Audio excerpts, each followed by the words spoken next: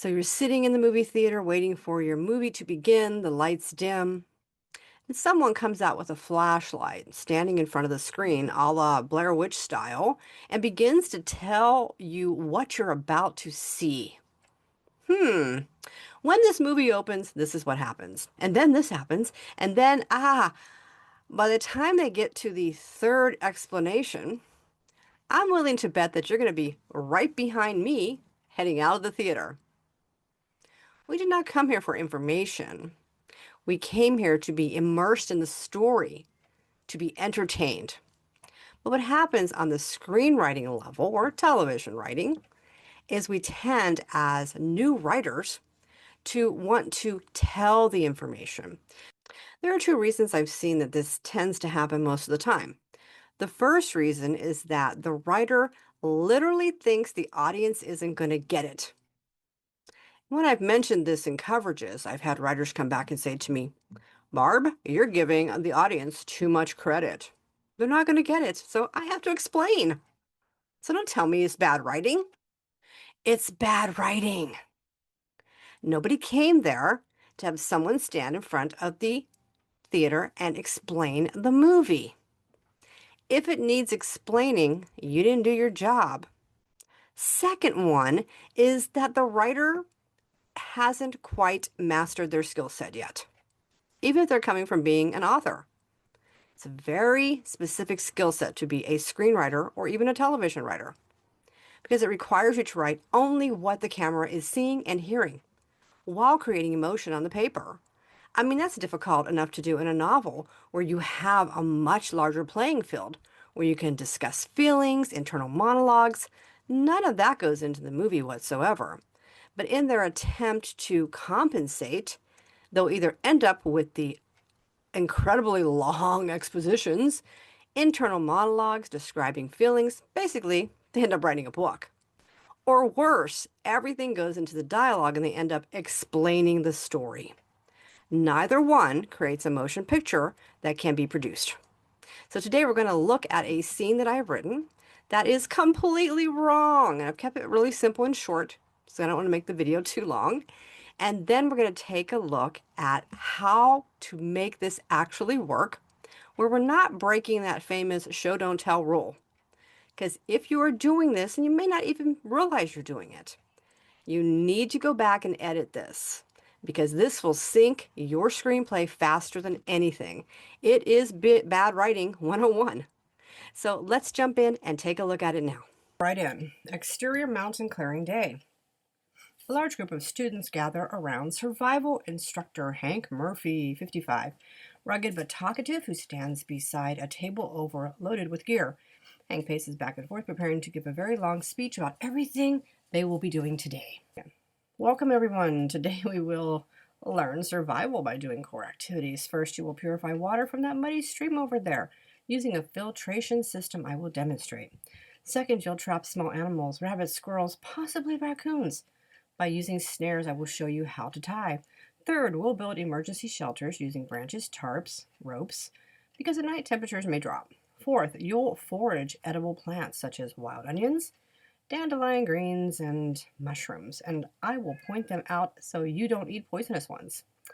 Finally, and most importantly, we will start fires with no matches by using a bow drill technique I will explain in great detail later. The students stare dumbfounded. Hank continues talking. When we are done, you will cook the animals, boil the water, test the shelters for rain resistance. You will be cold, wet, exhausted, but stronger for it. This is everything you will be doing today, and I want no surprises. The students nod.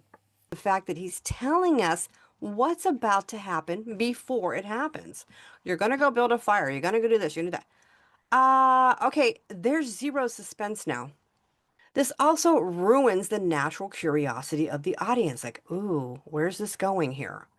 A little bit beyond suspense is people want that curiosity. Notice when you ask someone a question, your brain will continue to try to answer it hours later. Like even something simple like, where did I leave my keys?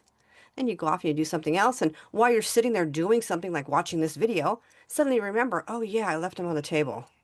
Your brain's still working on the question. As humans, we have a natural curiosity. So when you plant a question in someone's mind, like, not an actual by asking a question like, hey, today we're going to study and take a look at what we're doing for survival techniques, and you just leave it at that, the audience goes, well, what do we do? I did not come to this theater to be talked to be given information. I came to be entertained. Less is more when it comes to dialogue in feature films. You want to focus on the visualizations. There is a famous saying in Hollywood that film is a visual medium, which is absolutely true. And I have often heard producers say that they should be able to remove all of the dialogue and still know what's happening. If your screenplay is one where we remove the dialogue and we don't have a clue what's happening, you do not have a feature film. Lastly, the instructor is telling us the story, isn't he? Telling us what we're about to see. We don't want that. We don't want that person standing in front of the theater telling us everything. Now, let's take a look at the corrected version. The show don't tell version. Exterior mountain clearing day. Students cluster near Hank Murphy, weathered, sharp-eyed, silent for a long beat. The wind moves through the pines. Hank drops a muddy canvas bag at their feet. One rule, whatever you need, you find. He points to the woods. The students exchange uneasy glances. No one knows what's coming. Exterior Forest Creek day. Students kneel by a brown creek. They sniff the water, undrinkable. One student tries to cup it anyway. Hank stops him with a look, hands him a torn cloth, charcoal from a dead fire pit, and walks off. They figure it out, slowly piecing together a makeshift filter. Exterior tree line day. A snap. A trembling student freezes. A rabbit is caught in a crude snare. The others stare horrified. Did they set that? Did Hank? No one speaks. Exterior woods night. Rainfall.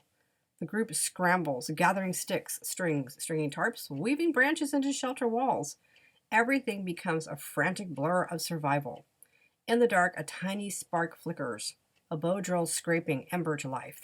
They huddle around the fire like cavemen discovering the sun. Okay, I think the first thing you'll probably notice in the corrected version is there's hardly any dialogue because visuals are the powerhouse of film.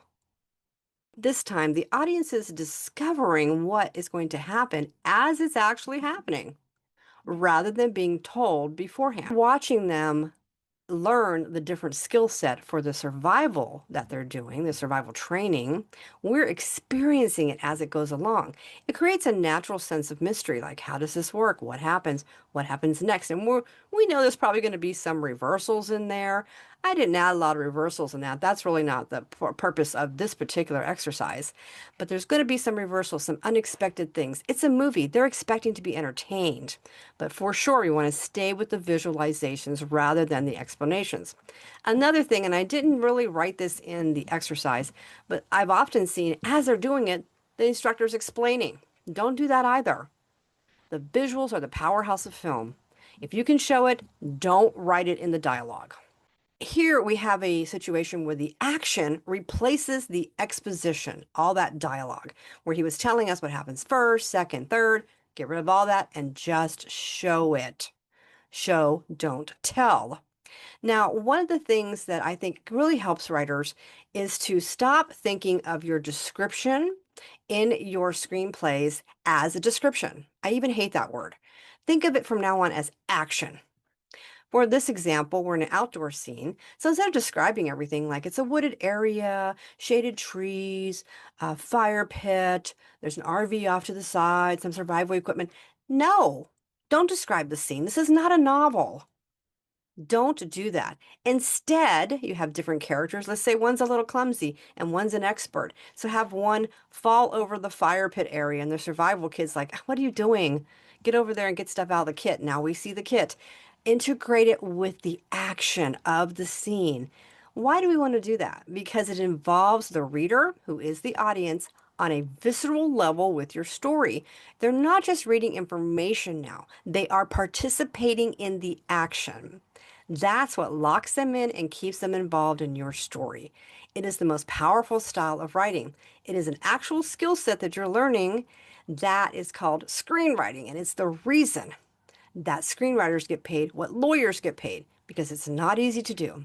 It requires writing, rewriting, and learning this specific skill set.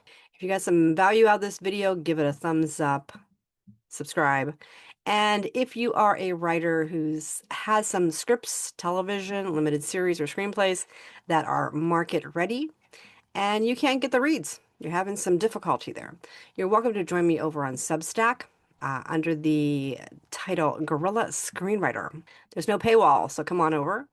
If you look below, I pinned in the top comment is all the information that you need for that.